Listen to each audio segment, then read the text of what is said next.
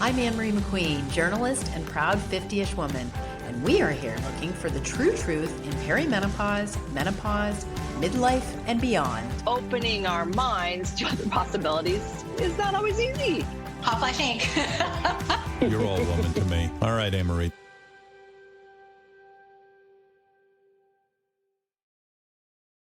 Hi, welcome to the Hotflash Inc Podcast. I'm your host, Annemarie McQueen. Today, I'm speaking with Jen Jeffries, a naturopath with 30 years of experience. She's 64 years old. She lives in the Gold Coast in Australia, surfs, gardens, lives a kick-ass life, and exudes more energy and enthusiasm than most people decades younger. She's a real guide for me, and I came across her on Instagram through her account, The Present Day Wise Woman. And I hope that you follow her. I hope you listen to what she's saying. And if it doesn't jive with what you've been hearing in the mainstream menopause realm, just know that as we speak about, Jen was a pharmaceutical rep. She's very well versed in that space. And then when she had her own burnout, she went and re-educated and learned, she's going to explain all of how that transformed her view. This is another way to look at it. And it's a really sort of easy way to get into it. I hope you enjoy.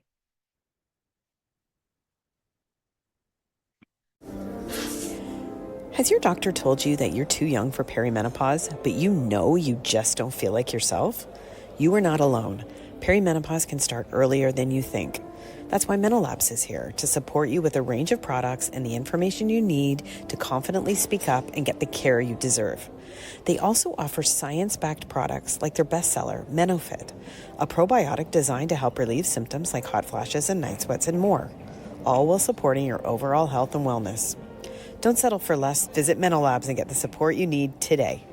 Right now, they're offering our Hotflash Inc listeners 20% off using code HOTFLASH20 at menolabs.com. Now for the small print, this statement has not been evaluated by the Food and Drug Administration. This product is not intended to diagnose, treat, cure, or prevent any disease. I came to you through Instagram, and I love social media for introducing me to people like you. And you have been a breath of fresh air to me in this really chaotic, often very negative and fear-mongering menopause and perimenopause conversation, very medicalized. And I gravitated to you because you're a little bit older and I don't have older women in my life. And I feel I'm getting so much steadier as I get older, and I can see it, like you just exude it. And so I wanted to thank you for just like your little snippets of just solidity and common sense and wisdom, just modern wisdom.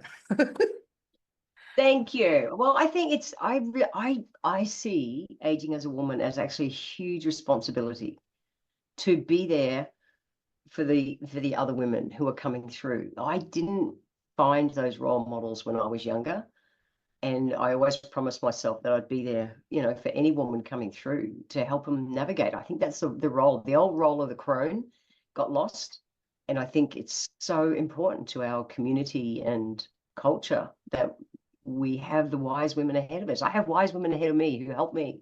Yeah. So I think it's part of I see it as an important role in my life.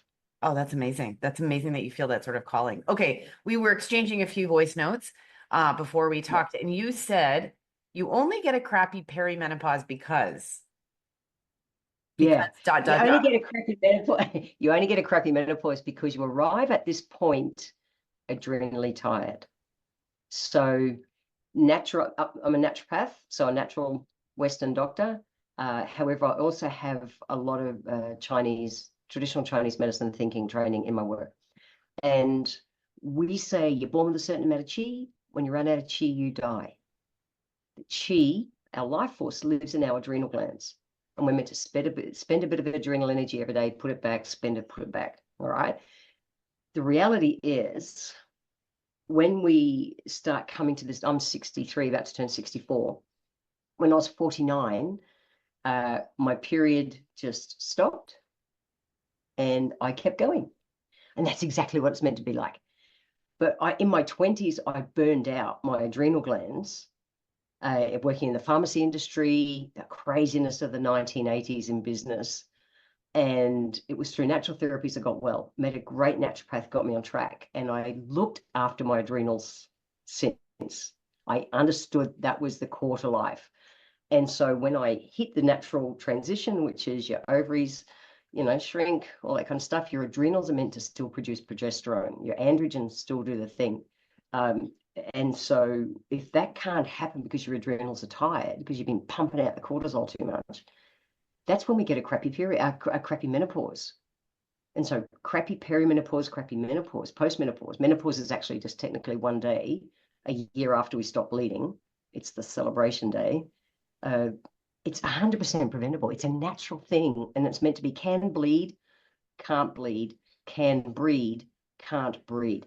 It's a natural transition, except women approach this time adrenally tired. And I would have too, if I hadn't burned out at a young age and then been living from a place of prevention, knowing this was going to come and just looking after myself.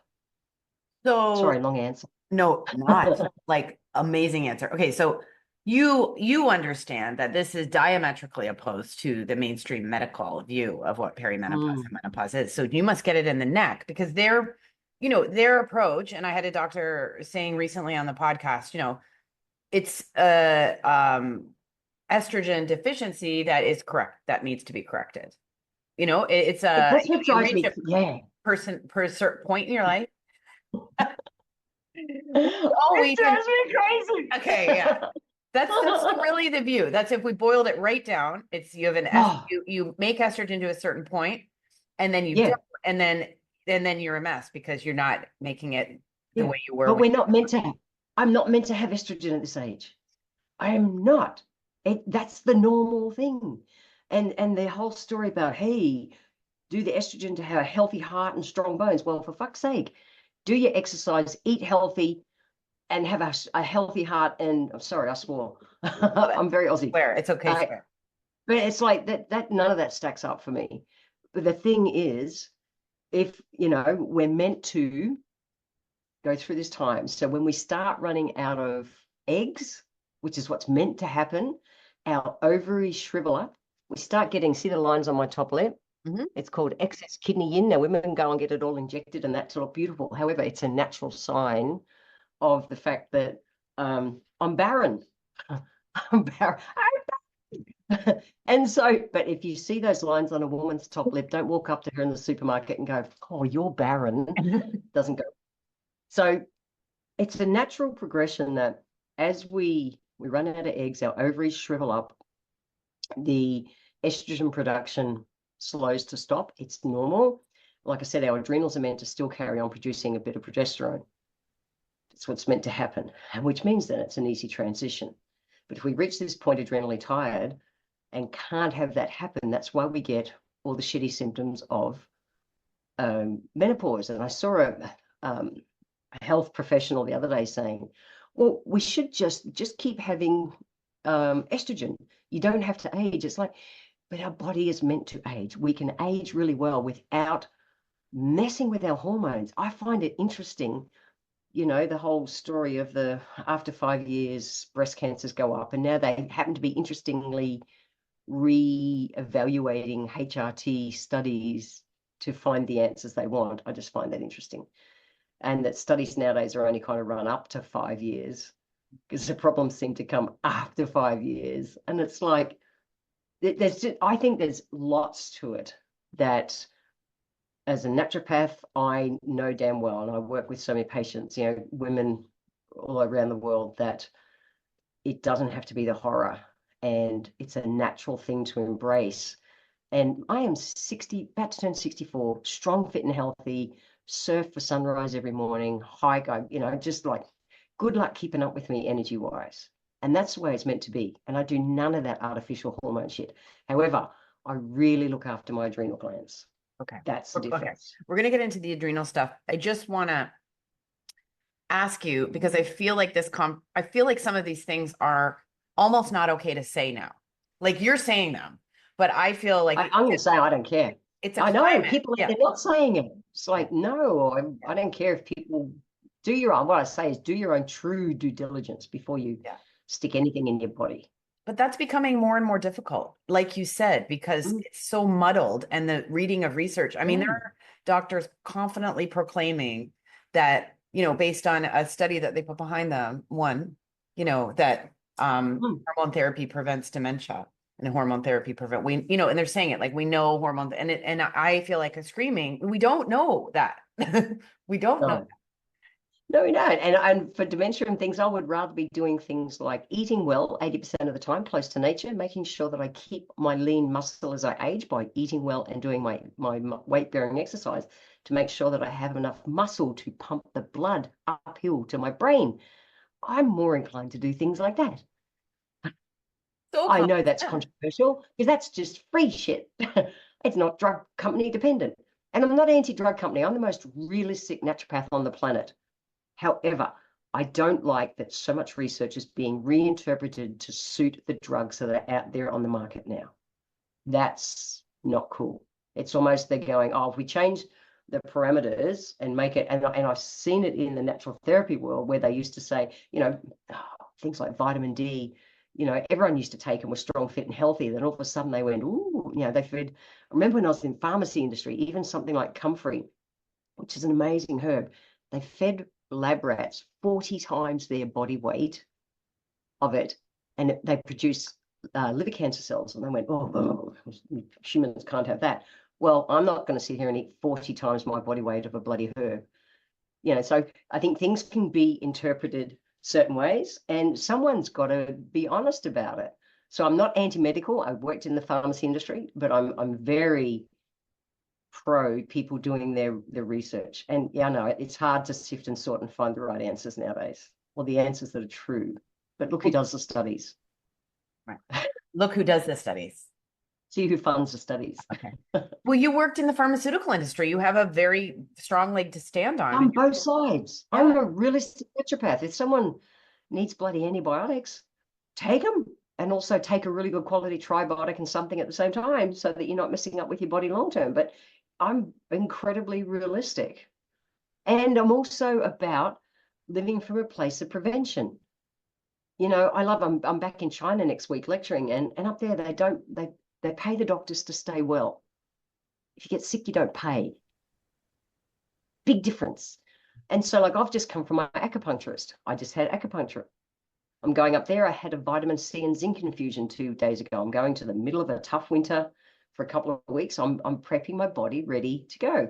I'm having raw garlic of a day to make sure that my blood's not thick and sticky and getting deep vein thrombosis on a long haul flight. It's actually pretty simple stuff to live from a place of prevention. Right. So I'd rather do that than get sick and then have to take something that's going to cause more problems. I remember, sorry, I might get on a soapbox about this. I worked in the pharmacy industry when I'm going back to the 80s, when the computer systems just first started coming in. And I remember being in the pharmacy, in the dispensary one day, and the pharmacist said, look at this. A woman was on 11 drugs because the first one had been prescribed wrong and had created a symptom. And the pharmacist could track it all because now the computers had a tracking system. So if that had been a different drug, the woman would not be on those 10 other drugs. And that stuff is still going on today. And doctors are busy. I get all that. I'm not anti-Western medicine. But why can't we take responsibility for our health and do things today to not wait to have a crappy menopause, to not wait to get sick? Yeah, I say that here all the time. Be the CEO of your own health. That was an actual CEO said that, but it's I feel like our whole lives we sort of have, maybe some of us, I'm speaking about myself, have tried to shirk the responsibility of being us. And I don't know, it's if you've done that and you've passed it over to other people and, ended up having all the resentments and irritation that comes from that, this is the time to accept that responsibility. And, I have a great, functional medicine, homeopathy specialist, gut specialist doctor. And she said people come with bags of drugs and they don't know one from the other. And what they have, they just take them every day. Yeah. So it's the first one, right? It's the first one you take and then, okay. Adrenals. Yeah. I'm one of the people that had this balls to the wall, hit 41 and things fell apart. I never gave back. I just took So Yeah.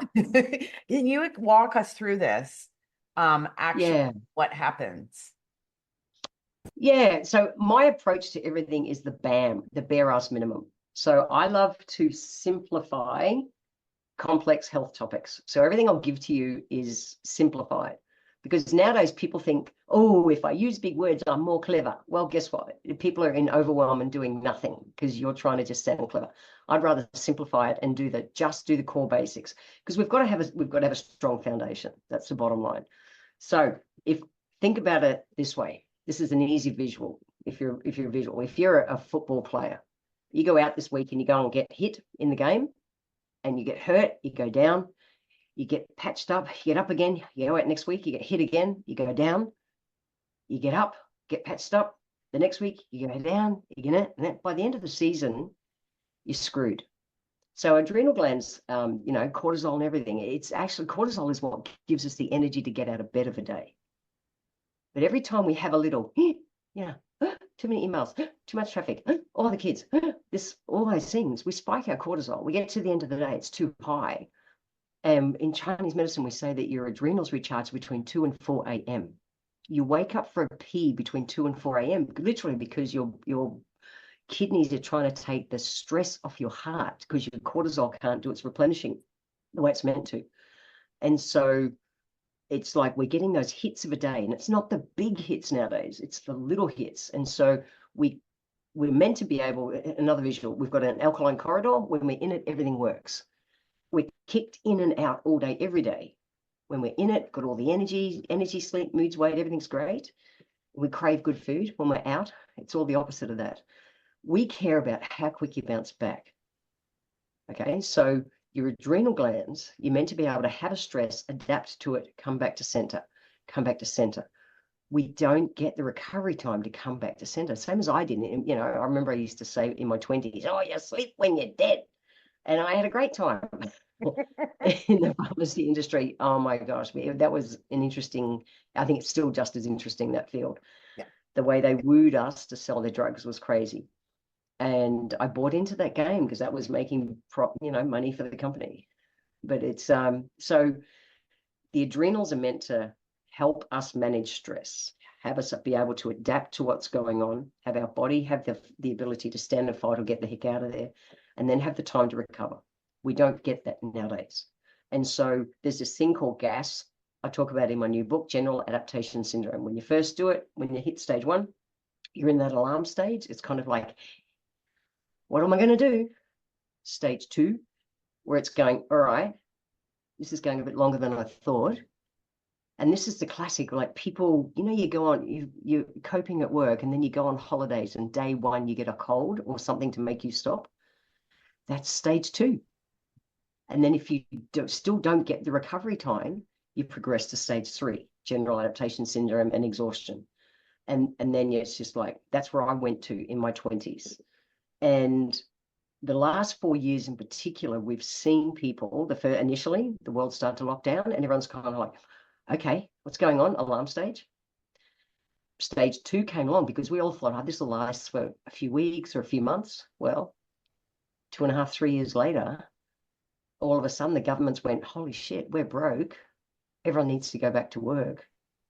And everyone went back to work, and their body didn't know how to catch up.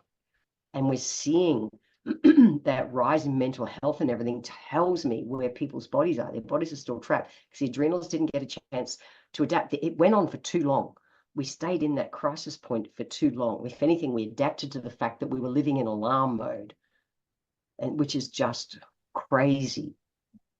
And we say in Chinese medicine that when cortisol is too high for too long, your gut's like a great big crock pot, a big hot pot, big boiling thing, and it dampens. It puts the fire out in your belly, and food stews instead of digesting. And so gut microbiome, everything goes out of whack. Now, nowadays, Western medicine finally, over just the last few years, has started to talk about the vagus nerve, which is what that action is. But Chinese medicine, they talk in pictures.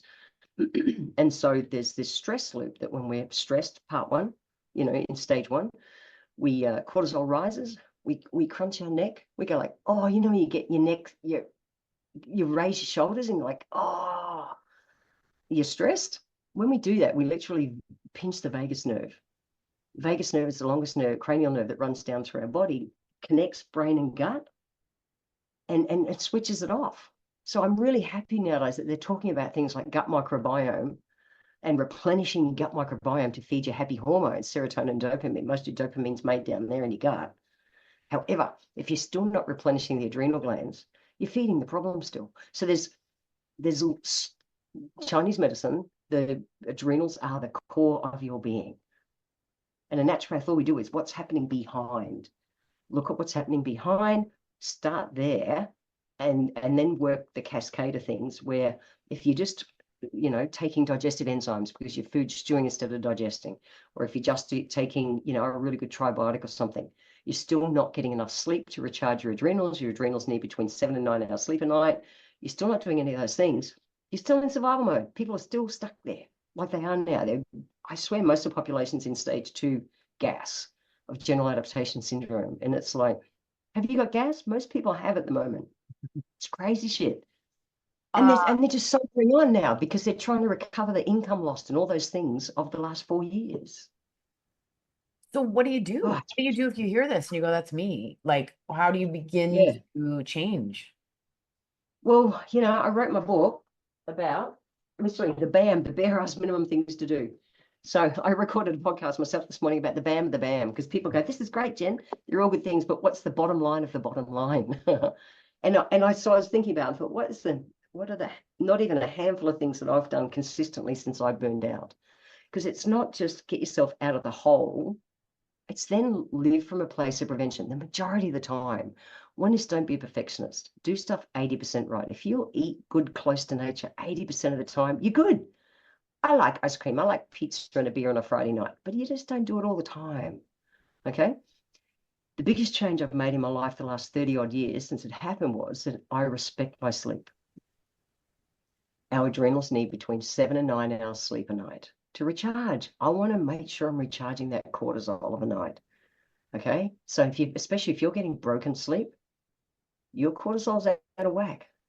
So, and you're having crappy menopause, just taking HRT and still sleeping like shit is not going to help. Go the step behind what's happening. And so I'm always, mind you, I get up at 4:30 to go surfing because I like to surf sunrise. But if you're in bed, so I go to bed I'm asleep by 9. But if it's like your adrenals recharge between 2 and 4 a.m. Every minute you're in bed before 10 p.m. is like bonus points. Because from about 10 p.m. to 2 a.m. is the time of getting your body, your adrenals, your body systems ready to do that replenishing. Okay, so even if 5 nights a week, not 100% of the time, 5 nights a week, you went to bed by 10 p.m., that alone is going to bring a change. Yeah. All of a sudden, you'll be sleeping better. You'll wake up with more energy. How do you feel, Anne, when you have a good night's sleep? Do you cope better during the next day? I had a great sleep last night. I didn't wake up to go to the bathroom. And I was just thinking when we were talking, I feel fantastic. I feel the way she's talking. Yeah, so that's the thing. We cope better. We've got this window of tolerance. And for instance, if we have a good night's sleep, little stuff doesn't bite at us. Mm-hmm. But if we have a crappy sleep, every little thing is just like, and then you're spiking your cortisol every time that happens. Yeah. And you go to bed that night, cortisol's too high. It's meant to be 10% of what it was when you woke. It's too high. It wakes you up between 2 and 4 a.m. You have a crappy broken sleep again. And that's where people are on that perpetual stress loop. And so we've got to break the loop somewhere.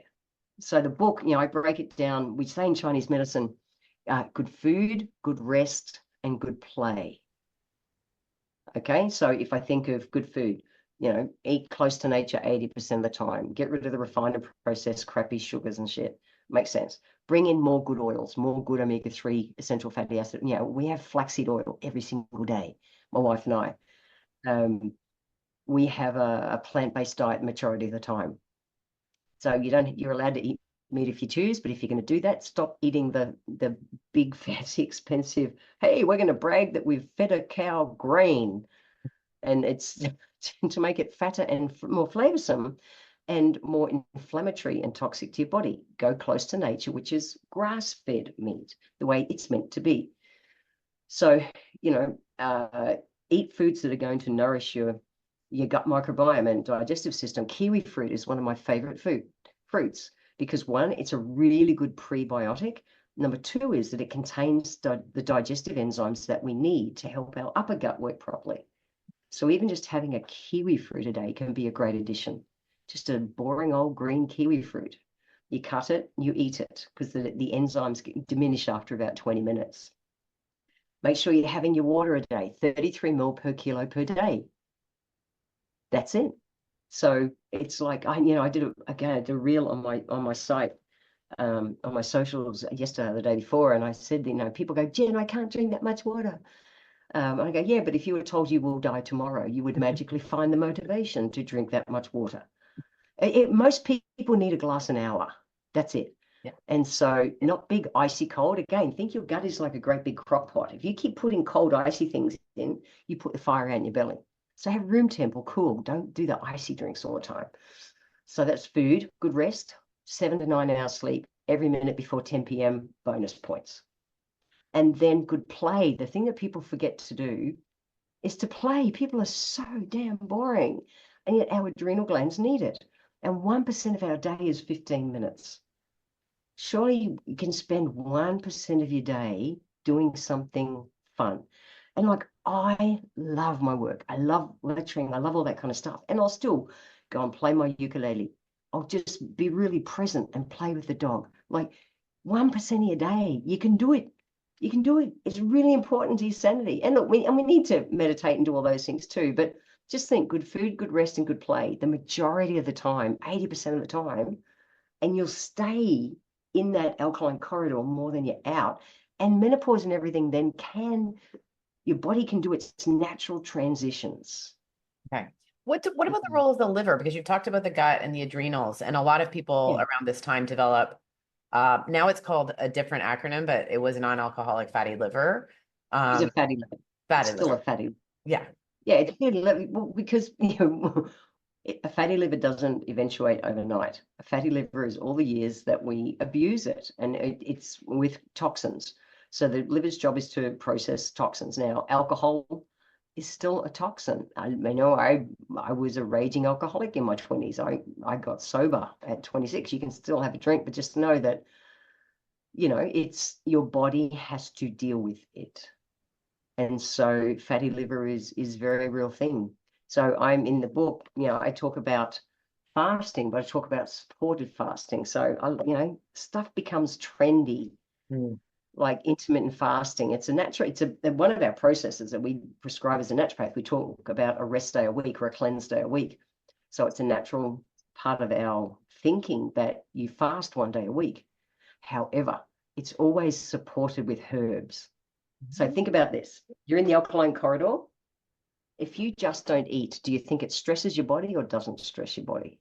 Well, probably stresses it, right? And that's probably what the opposition is to it. Totally. It stresses your body and it chucks you outside the alkaline corridor and you're automatically spiking cortisol. Cortisol needs to be in balance. And so when we do cleansing, fasting, whatever you want to call it, we always prescribe adaptogen herbs with herbs to support our detoxifying body systems. We can't make your body detoxify.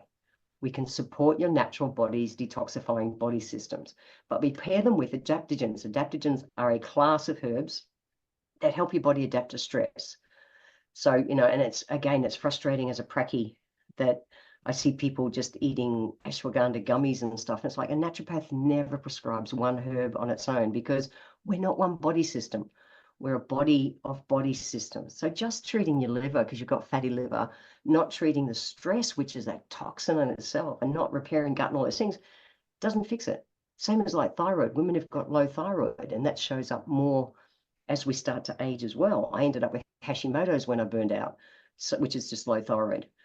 Your adrenal glands tells your thyroid what to do, and it tells your reproductive system what to do. So just taking thyroxine or a drug to kind of sort of not really, but they think tell it to work properly, and do nothing to fix the fact that you're taxing your adrenal glands, you're just digging a bigger hole for yourself. So all the body, we need to get our body to adapt to stress. So I'm a big fan of herbal medicine. Adaptogens are a class of herbs. Don't just take one herb on its own. And people forget things like our skin. The skin is the biggest detoxifying organ we have. Drink your water, support your skin to be able to sweat and detox properly. Shed it. We shed all our cells every 28 days. Yeah. Skin brushing and things to help all those natural processes work easier. That all helps things like a fatty liver or just a body that's under stress. And I'm not perfect. Holy shit, I'm nowhere near perfect, Anne. But and I had to undo a lot of stuff that I did when I was younger. But that window of wellness is always open. So it doesn't matter where we're at, age-wise, anything-wise, damage-wise, we can always improve and keep heading in the right direction as we age. So surely that the mainstream medical system doesn't even recognize adrenal burnout or adrenal dysfunction. I see articles still, is adrenal dysfunction real? I had a conversation with an OB-GYN on social media when I first started out and said, I had adrenal dysfunction. It is real. And she said, I can explain this to you. And I remember thinking, explain what? The thing that I had didn't happen? I just don't. But it did happen. Yeah. It's very real. Do you? Because to me, I'm not a conspiracy theorist, although maybe a little bit, but it feels like if you acknowledge that this is real, then you can also acknowledge that all of this can help it. And then you're not going to have any of the problems that feed. I don't know. Not a conspiracy theorist, but it's interesting that so much of what we do can just be brought back into balance with a simple life. Eating close to nature. Back in the day, you'd go to sleep at sunset and wake up at sunrise. That is so good for us. Nowadays, we'll sit scrolling and then wonder why we can't go to sleep. It's like, and then have to get a sleeping tablet or something. Go, I can't sleep. Yeah, what's your lifestyle? What's your sleep hygiene like? Shit. Oh, yeah, but just give me the tablet because I don't want to change my routine of sitting up and being brainless at night. Look, there's layers and layers and layers. Like I said, I'm an incredibly realistic naturopath. I want women to thrive. I really want women to thrive. People in general have got no idea how good they can feel, how much energy they can have, how I feel so good. It's stupid. And it's the way it's meant to be. And people will say, Jen, I want what you've got. And I'll say, great. Eat close to nature 80% of the time. Drink your water. Go to bed 5 nights a week before 10 p.m. No, it's not rocket science. And most of the shit's free. And they go, I don't do that. Okay. Feel free. Keep having your 5 cups of coffee a day and you will have a shitty menopause. So, to what to do in advance, the closer we stick to nature, the earlier, the quicker we turn things around at 80% of the time.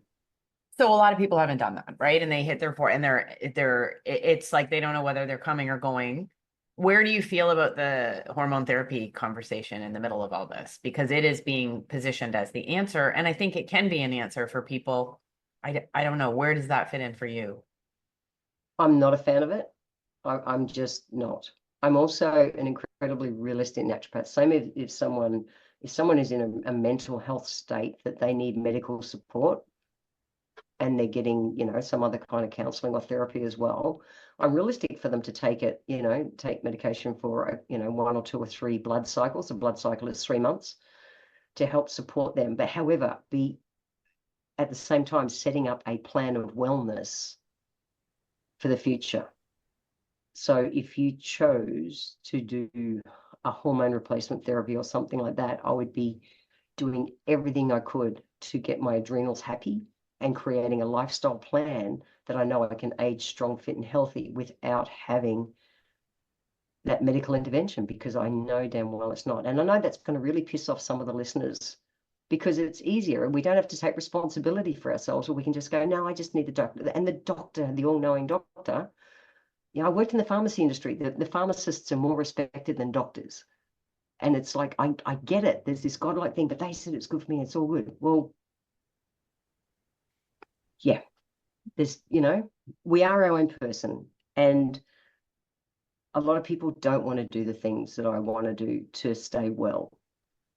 I'm all about health span, not lifespan. I want to age well. In my 60s, as I am now, this is the time that people are usually getting for real degenerative diseases. It cracks me up. I'm on no medication. And the doctors are, cholesterol, excellent. Heart, excellent. Everything, excellent. It's the way it's meant to be. And so I don't give money for drug companies. But I do the things, the mundane stuff day in, day out. 5 nights a week, I go to bed early. I eat my good food the majority of the time. I drink the water. I manage my stress in advance. And that window of wellness is always open. So we can, even if you've been on meds for a certain amount of time, get some good advice from a great practitioner and create an exit plan if you choose. And will it take a bit of discipline to run a few different lifestyle things? Yes. Is it worth it? I want to be screaming, have the best life all the way in. And then and then the body goes, in my late 90s, I've surfed that morning and it goes, Jen, you can go to sleep tonight and I'm done. But I've been strong, fit and healthy all the way through. Wow. Yeah. Yeah. What's my mum die in her 80s? It's shit. Her last years. There's no way in the world I'll have that life. And it's worth doing the stuff today. We don't have to let the old lady in. That's bullshit. So we're told this story that menopause is meant to be crap. Problems only happen in the Western world. Interesting. In all the ethnic cultures, they don't get all the problems we do. Why? Because they live close to nature the majority of the time. That's interesting. That should be a red flag for people. We don't have to buy into the old lady story that, oh, you're in your 60s. Oh, yeah, I won't be able to walk as much, or I won't be able to do this as much. Bullshit. Well, also, if you sit and play old lady, you'll be an old lady. Yeah. The other thing that gets my dander up is I just feel like the bar keeps being moved for us. And so now it's like you have to eat these incredible amounts of protein and you have to lift these incredible amounts of weights. And I just have the same feeling I did in my 30s, except I'm more knowledgeable about why I feel that way. Someone's telling me, someone's just said, oh, you got here, you have to come here. And you're making it so simple. I love it. What do you also say? The sovereign of simplifying? Sovereign of simplicity. Yeah. Sovereign of simplicity. We're so confused. And there's so much information out there. And now everyone's a bloody expert. A 30-year-old kid telling me about menopause, I think, you're nowhere near me. You don't know the body yet. No, could have all the academic training and none of the life experience to give the reality of what it is to create a postmenopausal body. Yeah. It's all huge. So I think people are overwhelmed, and when we're in overwhelm, we do nothing. And then they'll do the quick, easy, I'm outside the corridor, give me that Band-Aid. I'm a big fan of women having 100 grams of protein a day. But I surf, I walk, and I do Pilates. It's all body strength exercise. Okay. Oh, amazing. Pilates. Okay, yeah. So your perimenopause was no big deal, but how about 49 period left? Just done.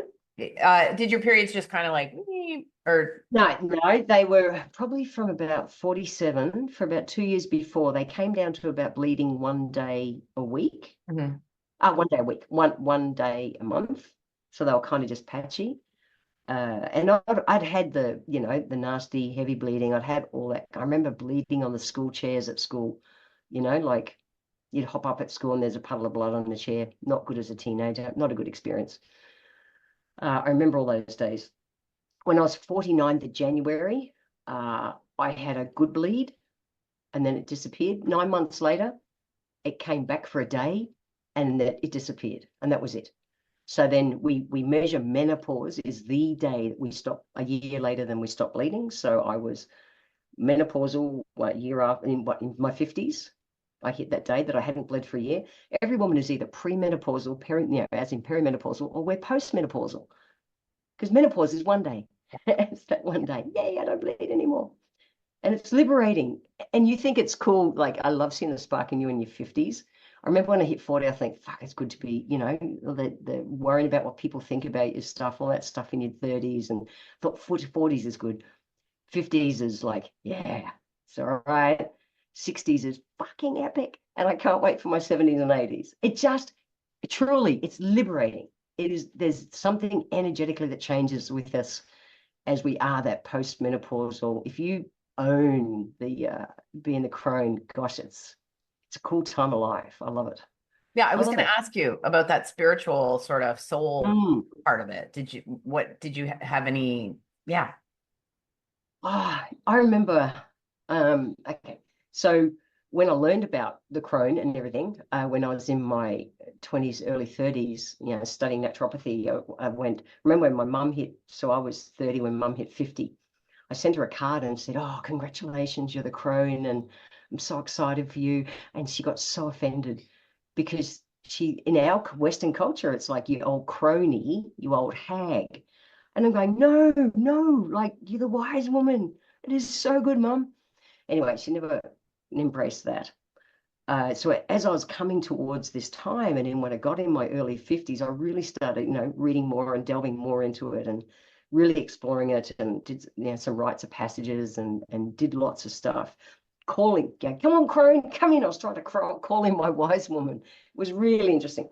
And I did a lot of work for years, and I realized it's just there in us, and it's about going inside and just owning that we are a life full of experiences. And I really believe part of it's not in our culture, it's not in the Western culture, but you go to any of the indigenous or ethnic cultures, and the wise woman, the matriarch, is the most respected.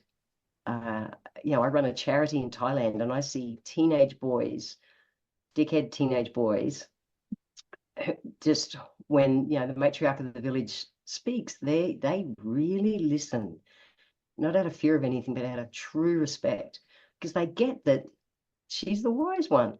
And it's not in our culture, and it can be in our culture. And I think more than ever, it's time for the perimenopausal women to start getting ready to stand up, and for the postmenopausal women we want some change in the world.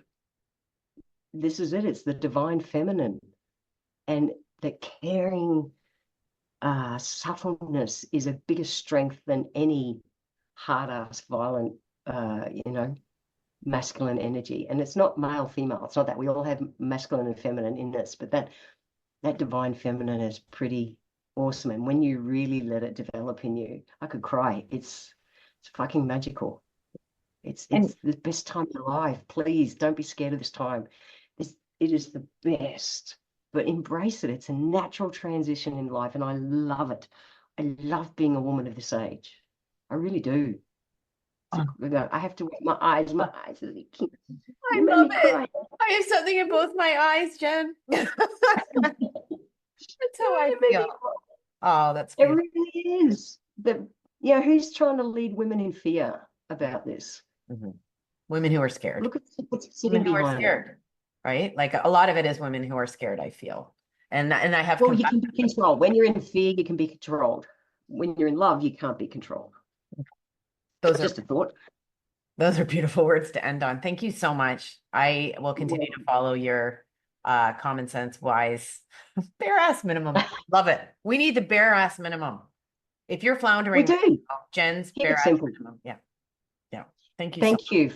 Thanks for having me on. I really appreciate you, and I look forward to seeing you in 10 years' time. You'll be flying.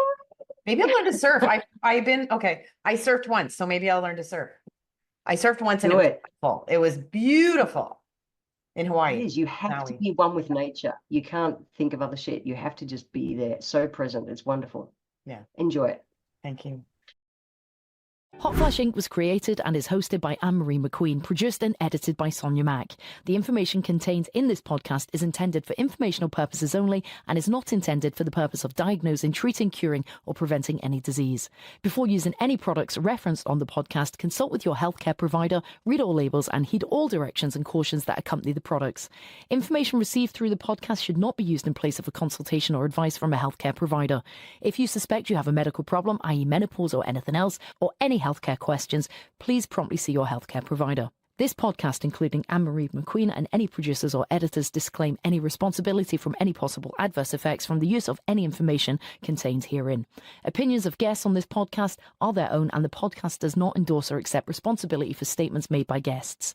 This podcast does not make any representations or warranties about a guest's qualifications or credibility. This podcast may contain paid endorsements and advertisements for products or services. Individuals on this podcast may have direct or indirect financial interest in products or services referred to herein. This podcast is owned by Hotflash Inc Media.